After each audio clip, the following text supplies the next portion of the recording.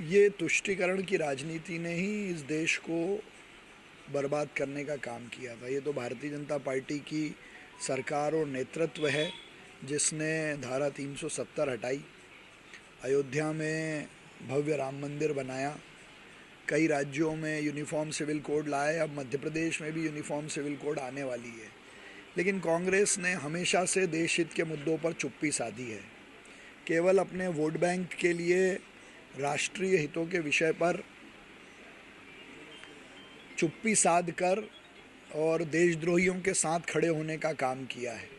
इस बार फिर जिस तरह का स्टैंड प्रदेश अध्यक्ष जीतू पटवारी का है, ये स्पष्ट दर्शाता है कि कांग्रेस हमेशा देशद्रोहियों के साथ है। इस मामले को लेकर राहुल गांधी नहीं, मेरा तो कांग्रेस से ये प्रश्न है कि कांग्रेस कार्यालय में या कांग्रेस के कार्यक्रम में यदि कोई वंदे मातरम नहीं गाता है तो उस पर वो क्या एक्शन लेंगे।